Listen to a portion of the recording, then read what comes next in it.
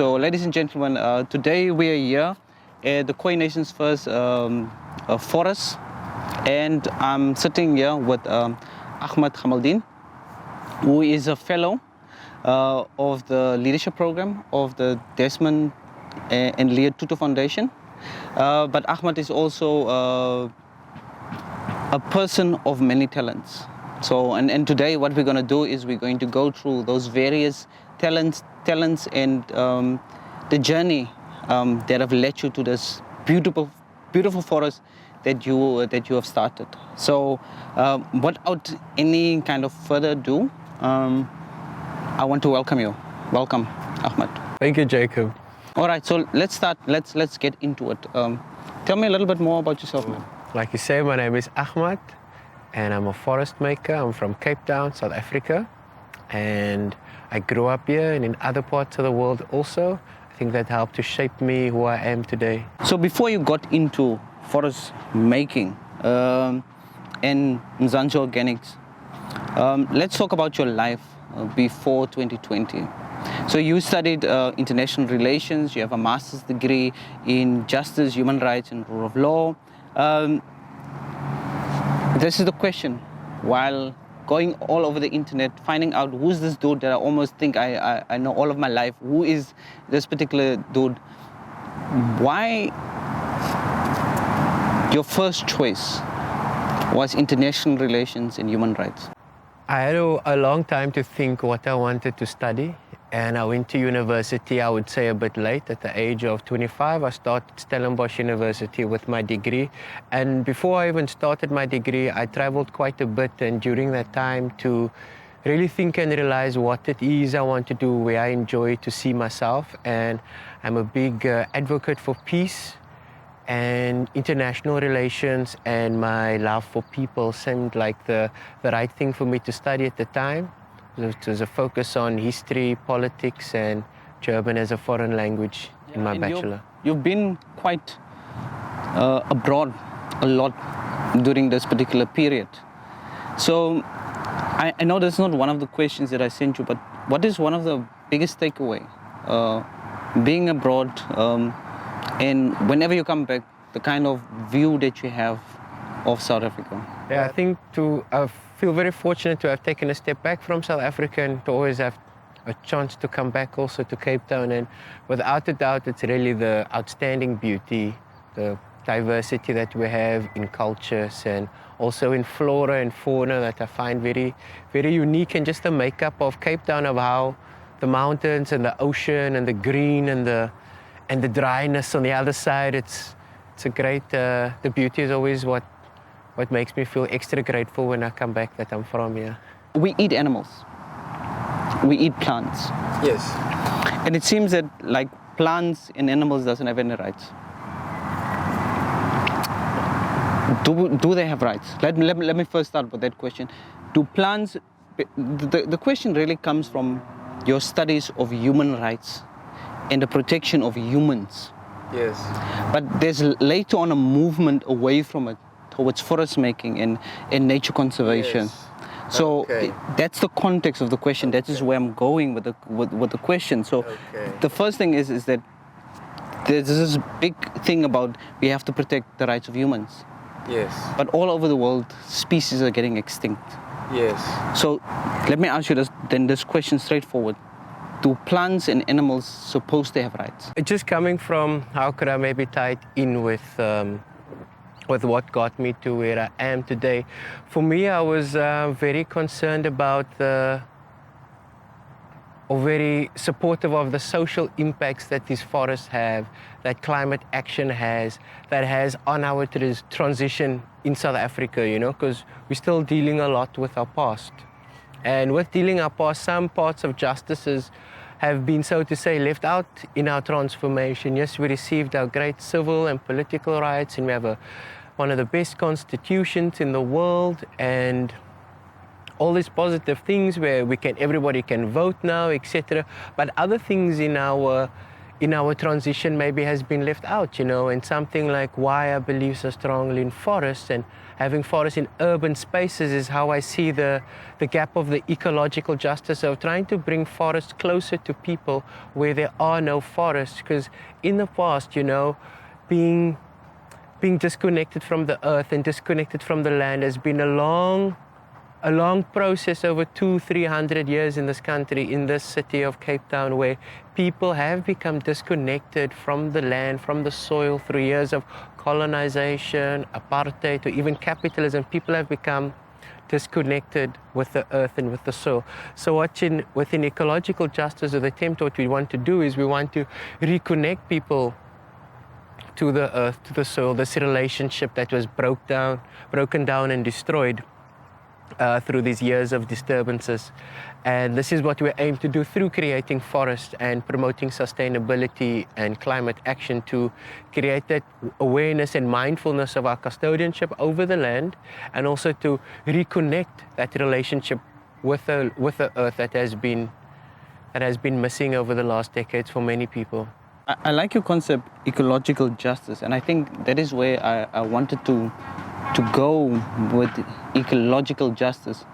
Because imagine plants had the same abilities as humans, and animals had the same abilities with humans. Who would have stand trial in a court of plants? Who would stand in trial for the court of plants? Unfortunately, it would have to be mankind. It has to be us, and I strongly believe, that we are standing up for nature, because we are nature at the end of the day. And by us taking this action, and we're also part of the ecosystem, we're standing up for nature by building forests, by connecting with communities on sustainable practices. We're nature, we're standing up for nature. And I like your concept of ecological justice is kind of repairing that rupture between the so-called human and nature, and kind of see you that you're part of this of nature. So I want us to think about your shift towards plants and towards forest making and funding Mzansi Organics. But before that, 2020 seems to be a landmark moment for anybody. And you had an interesting story that I know that you told to me, or did you tell me, I think a couple of weeks ago. So 2020, where were you? And how did you get into a decided, look, this is what I'm going to do for this part of my life? Yeah, so 2020, we remember it wasn't the easiest year of the decade, and we started the decade off in 2020.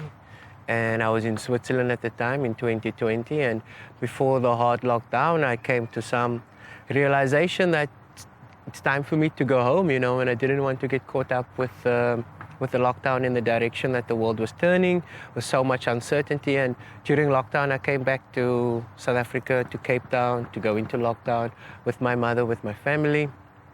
And that was when this big shift happened, of also where I made this goal for myself also by the end of the year, okay, I have to do something, and I had quite a bit of time in the first few months to really sit down and think about what it is I want to do, where I want to go, given the kind of circumstances of the world at that time, and also given my background of just recently I've finished my master's, and having a time to really think about what I was writing about and what I was doing, and how to transform that into a plan of action or some action. So before the year was over, and all the time during lockdown and wherever I found myself in the world, I would always be growing food. I was always growing something, and in lockdown it was no different. I just had more time to spend in the garden at my mother's house, and during that time I so to say, almost wherever I could grow something, there was something growing, until I was like, wow, I need to keep stimulating myself by growing food, and was lucky to come into a space at the Oudemolen Eco Village in the Oudemolen Food Garden, a 5 meter by 7 meter allotment plot. And from there, in October 2020, I started this venture after meeting with other farmers, organic farmers in the field, to get the feel of what the industry is actually like. And so when I started with this market garden, urban farming, like a little pocket, during that time was a time for experiment, to see now where can this passion go, and to approach it also from the point of view from a business, how can this also sustain me in some way. And it's a small patch, and I started taking my stuff first to a market in December, and that was also part of my goal of doing something for 2020, as so much time was going by and we had so much limitations on us that I just had the strong urgency in myself to do something before the year's over, to just feel the satisfaction of having to achieve something and break that state of limbo or depression, and just taking that leap into this project of Mzansi Organics. So during lockdown, Mzansi Organics was founded in response to climate action, in response to food security, and holistically tying in the ecological justices and the metaphysical justice, social justice, economic justice, etc. So one of the things that I want us to pick up on is forest making, and you are a forest maker. So that's what part of your bio is saying. So, and we're sitting today in a forest, and we're just going to walk through that forest right now. So, absolutely. What is a forest maker? What is a forest maker? So as a forest maker, we build forests in urban spaces, and I'm working for an international company called Sugi, and I make forests for them just like the one we're sitting in now. In 2021, I did a forest making fellowship with Sugi in 21, and I received training from their teachers who are based in India, and they have the class was from all around the world, also with youth who also have similar organizations like Mzansi Organics and who wanted to explore this avenue of forest making. And at the end of the program, we had to do a pilot forest. And I did my pilot forest at Cloete Organics in Philippi. And that forest is now 1 year and 4 months old, 5 months old from Monday. And that forest was the first forest that I did in 2021. Again, that was like my end of the year resolution for 2021 was like, so now what I'm gonna do before the year's over was like, I'm gonna do a forest. And that's the forest at Cloete Organics. And then from 2022 onwards, I've been part of the Sugi team as a forest maker. And this is one of the first big forests that I've done for them. So this is the Khoi First Nations forest. And this forest is done through the methodology called the Miyawaki methodology of afforestation. So we create forests in urban spaces where there were not forests before. And also we are mimicking what you find in nature. So this is a nature-based solution. So all these trees that are growing in this forest can be found on the Table Mountain Range. They are all indigenous. And the methodology also teaches us to plant trees very close to each other. So this is what you call a high-density forest. So as you can see behind me, you can't even see through most parts of the forest anymore, and you're only going to have to stick to the main pathways to navigate yourself in and out. And what this essentially is doing, it is we're rewilding the space again, because this is creating a habitat for birds and bees and small mammals, even reptiles, not just to come and visit, but to actually make their nests. And even if you just sit in this forest for 30 minutes, you would be able to count 4 to 5 different species of birds alone coming to visit, or observing the many different kind of insects that are slowly building up this ecosystem in a forest that is not even yet 1 year old. How many forests have you made? Because you have been making, you mentioned Philippine one, you mentioned this one, but I know there's more. So how many have you made? How many are you working on? And how is the reception of people of it? Okay, so today we have 4 Miyawaki forests. We have this forest over here, which is the Khoi First Nations forest. Then we have the biggest Miyawaki forest in Cape Town right now, that's in Rocklands in Mitchells Plain. That is called the Cape Flats Forest. And it consists of 1,200 indigenous trees in 1,200 meters square. That is connected with the SEED, a permaculture design school.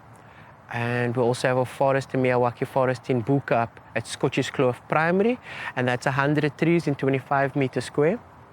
And then we have a food forest in Elsis River with Feed the Future, and that was commissioned through African Climate Alliance. Food forest. What is it? So a food forest is a 7-layered forest of edible plants and medicinal plants that are growing together and at different heights and different levels. And yeah, it's basically an edible forest. It's different to this forest. So this forest is strongly attracting the wildlife. This forest is you cannot say which one's more important. People often mistake this, oh, you're making food forests, but I am only making indigenous forests, but I do also make food forests as well. So how was the reception of people, or how's the reception of people in these urban spaces so far? Usually in the beginning, people are very confused. They're giving me very blank stares.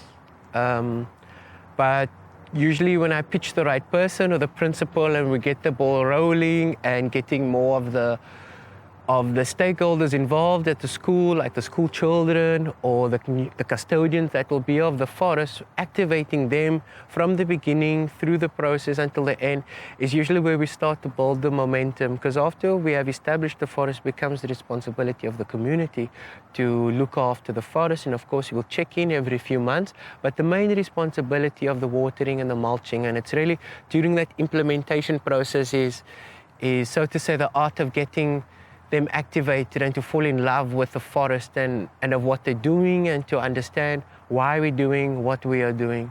And do people fall in love with the forest? Yes, they do. They do. What is fascinating about the food forest or the Miyawaki forest that we set up, that it's almost instant gratification in the sense that it can take easily anything from 1 week to 2 weeks. So like 1 week, literally 5 days, and we can have a forest like this. So the implementation process is usually quite fast, so you immediately see it, but in the first year you would, and this has been my experience also, that the response from the community also increases and the attraction grows as the forest grows. Because in the beginning, like I said, you get a bit of blank stares, a bit of confusion, a lot of concerns, important questions, why are you growing things so close to each other, etc., etc. But as people understand why you're doing what you are doing, and also when they start to witness, because when we planted this forest, it looked like just little sticks in the sand, in the ground, right? And it's now in the first year now. If you've seen it back then and you see it now, you'll be like, okay, it's working. And I promise if you come here again next year, we'll be sitting under the canopy, because after 2 years with this methodology, a canopy will already form and we'll be sitting under the shade. So why we are planting trees so close to each other also with this methodology, one, it's an emergency, right? We're having a climate emergency. But also by implementing this methodology, the trees grow 10 times faster, they are 30 times more dense, and they're also 100 times more biodiverse. And just by the trees growing 10 times faster, we'll have a canopy after 2 years. After 5 years, it will look already like a proper established forest. And after 10 years, it will look like an ancient forest that no one has touched before. So we're really trying to mimic what you see in the wild and trying to bring it closer to people, because these habitats for the rest of the food chain system for biodiversity, for the security of biodiversity, and for the wildlife, as you can see, flying in and out around us.